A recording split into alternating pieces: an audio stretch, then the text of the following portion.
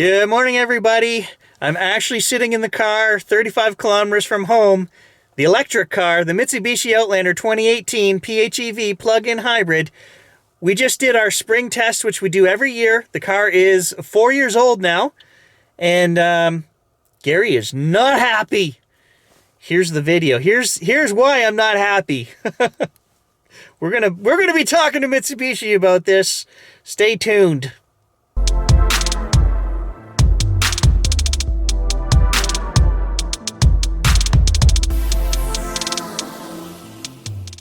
All right, I'm going to use my best EV practices and see what kind of average consumption we can get and what the actual distance traveled is going to be on electric.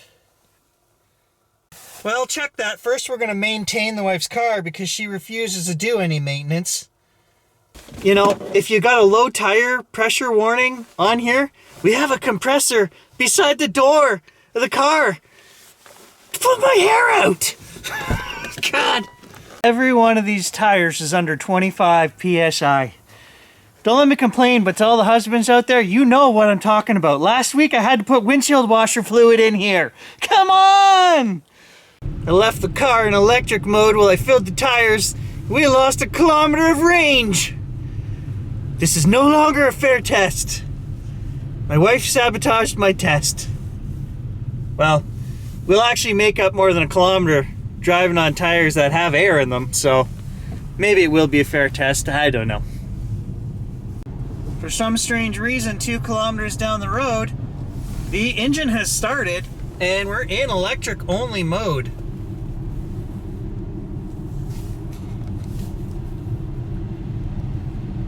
So my car was brought in for service last week, and I've heard reports that the new firmware update for this car would not allow it to start in electric mode by holding the EV button down when you start the engine. You could always force electric only mode. And yeah, the engine has been running since I left the house, which is freaking odd. So Mitsubishi, what have you done? And I'm sure they updated this car because it hadn't been into the garage for over a year. And right away I'm noticing my old trick of EV mode is not working. This is why I will not buy another Mitsubishi. I have not had a problem with this car. It has been an amazing car. It's almost 4 years old. Never had a problem with it. A headlight went out and an oil change, which is why we brought it in 2 weeks ago. And we've had a long-running feud with them over the software that runs the battery system in this car. If you're not familiar, on my channel, I ran 80 videos, reviews, tests, everything on this car. And we put it through every pace. And we found out by running the PHEV Watchdog app system, which was made by a third party, just some guy in his spare time made this software that you could read on your phone how your battery was working in the car. And we came to find out that the software built into Mitsubishi is programmed so that you lose 0.01 amp hours every 2 or 3 weeks. And there's no stopping that. And they do that so that every year you take the car in and you pay a $300 service fee and you get the car serviced and they reset the battery and put the amperage back up to full. Now their argument is that they're the software engineers, they know what they're doing, and that is the best way to protect the battery, right? By charging the consumer an extra $300 every year. So millions and millions of these cars, owners are paying this fee every year, right? And they got caught, and there is an ongoing lawsuit about that, which I'm not part of. Now, my local dealer here in town said, "Hey, Gary, we saw your channel, we saw the complaints. You know, we think that's wrong. We're gonna update your car for free." And da da da da da. Yeah, so that's where I was with my car. I haven't been complaining about it. I've kept my mouth shut because, you know, they're upgrading my car, and I'm not gonna buy another Mitsubishi because I think that's a dirty practice. But now they've upgraded the firmware, which is again affecting my electric, you know, the ability to start my car and run it in pure EV mode. That's me off. So we've come 6 kilometers, 4 of which the engine was running, and my EV cruising range is down to 21 kilometers. So my battery is not faring as well as it should be right now. I'm going to need to plug in my PHEV app and just check what the status of this battery is. I didn't want to get into that fight with Mitsubishi. I had a very hard time getting hold of Mitsubishi Japan when we originally started fighting this battery issue, and it was kind of a losing cause. But now that gas is $2 a liter, I may start driving this thing more often, and I'm gonna have to start paying closer attention. The problem is my wife, this is her daily commuter now. She's been driving this for 2 years, and I've had the truck, it'll be 2 years this summer. And she doesn't pay any attention to the distances or plug in the Watchdog app or check any of that. She doesn't care, right? I do. And guess what? I'm getting back on the case. We're gonna figure out where my battery is at after 4 years.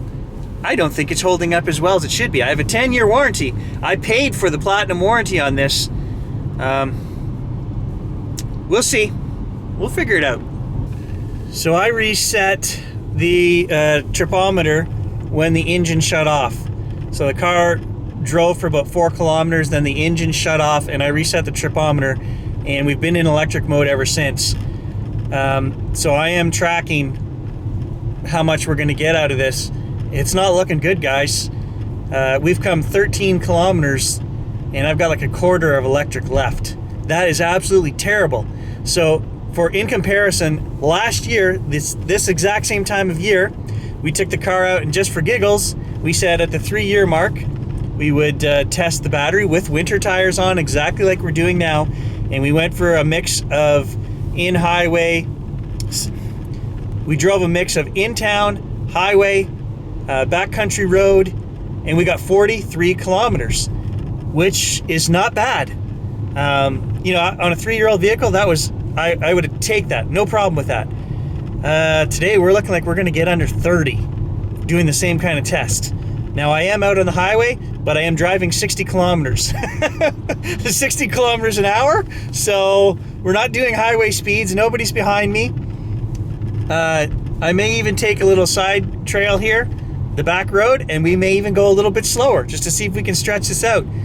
But what's happening is that because this battery has not been reset in over a year, when it thinks that it's charged to 100%, it's not. It's charging to 80-some%, but it's telling the computer in here that it's charged to 100 because of their software to save the battery, and we need to get that reset.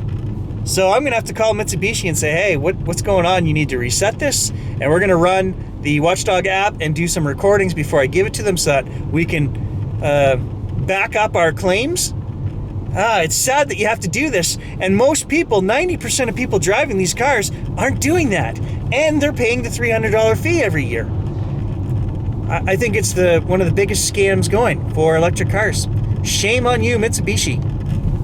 All right, we've come 23 kilometers exactly, and my EV range is showing 2 kilometers.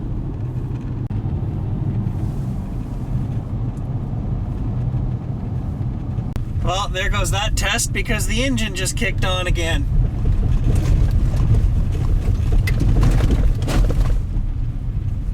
So I'm gonna pull over right here and we'll look at our total stats.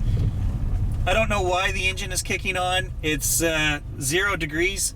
No, it's actually 3 degrees out today. So there's our average fuel use, 1.2 liters, because the engine is now run twice. Our average consumption is 20.2 kilowatt hours because we were on the highway, and we got 87% electric.